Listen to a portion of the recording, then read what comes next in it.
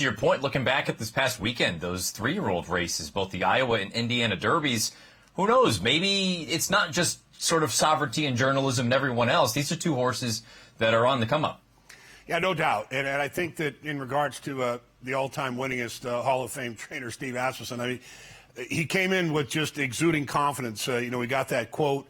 It essentially said that this horse has come back where he left off. And, reflecting on a horse that comes back from arthroscopic surgery, it's not always like that. I mean, he had a chip removal from an ankle, risen star. It seems as if that race was just yesterday, despite the fact that we've gotten through the Triple Crown.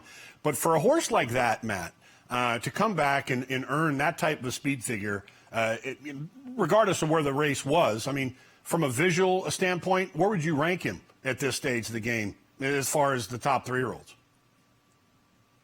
Well, yesterday Dave Weaver and I were chatting about it, and Dave's point was, look, he beat inferior company there in the Iowa Derby, and I can't argue that. But to your point, Nick, the idea that he basically came right back and he didn't replicate the 108 Beyer, but the 105 is nothing to sneeze at. Right. And I was going to ask you, when you take a look at the tape of this replay from the Iowa Derby, he's a horse, he reminds me a little bit of Gunrunner. Now, obviously, that's not his sire, but Gunrunner was a little bit goofy with the mechanics. And from your standpoint, with your horseman background, do I just need to kind of throw my hands up and say, look, maybe he's got some quirks and at the end of the day he's just fast? Or is this something that against tougher company could get him beat?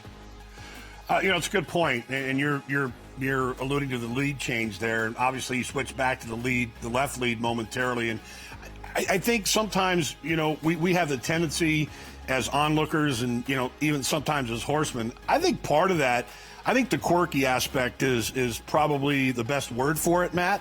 From a physicality standpoint, as far as just pure mechanics, clearly he looks very sound. And I think part of it is maybe he just got a bit lost out there. He kind of left the competition in his wake. Numbers, right? But the bottom line is what's more important in this case is the visual, is the fact that, this horse earned a 105 Beyer speed figure. Or is it you have a horse that was out since February, came back, and pretty much starts back where he left off? I mean, to me, that says a lot. And, if this horse had won by a length and gutted it out, I don't like the idea that people point out inferior competition, because clearly you beat who you beat, right? And he did what he was supposed to do. I think in retrospect, the fact that you got 70 cents on the dollar, you might have been looking at a gift horse in the mouth. I mean, he kind of put that field away at his disposal. And when you compare that race, now I haven't gotten the Ragozin speed figure, the Thorograph, but you compare that race to, say, for example, Indiana Derby, which from a visual standpoint, you'd have said that's a harder race. I mean, his number was by far and away better. Yeah, and the other thing, Nick, that I look at, and we don't want to get too far ahead of ourselves, but I agree with you. The fact that he came back off this kind of a layoff and was able to run as fast as he did, that to me speaks volumes about his ability. And if you really want to think bigger picture, I mentioned sovereignty and journalism. Let's just assume, knock wood, fingers crossed, they all get to the Travers. The difference between a horse like Magnitude and the other two, Magnitude is a horse that wants to go. He's going to be forwardly placed, so that's not to say that journalism or sovereignty couldn't go and run him down. But I think that's always going to be the thing with a horse like Sovereignty. Granted, in the Belmont, he showed a little bit of I don't want to say a new dimension, but he was a lot handier than he had been in prior races. He was only a couple lengths off of it for the majority of the run. But if you've got to go and run down a legitimately fast horse, suddenly that task becomes a lot more daunting than maybe if you had a really nice setup or you were running down inferior competition. So, look, assuming he stays sound and healthy and happy, I think Steve Asmus has got a big charge there with Magnitude, and maybe it's not as simple as sovereignty, journalism, and everyone else as a 3-year-old. Yeah, you bring up a great point, and I think his running style is a perfect complement to the two others. I mean, clearly the X factor in that conversation becomes Baeza, which he is being pointed for the Jim Dandy.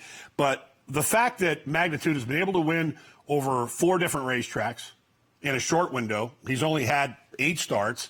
The fact that Steve Asmussen had pointed out that this was his best 2-year-old last year, and we're seeing the reward of patience in time. And, I've always been a believer that there's a blessing in there somewhere. When this horse came off the Derby trail, that might have been his greatest blessing, because the difference between journalism and sovereignty he's coming back with fresh legs, and I certainly feel that he's a force to be dealt with. Regardless of Prairie Meadows' Altoona competition, I think the visual is certainly there. And the fact that his trainer has so much confidence in him, that right there can take a horse to the next level, and I think he's already established that.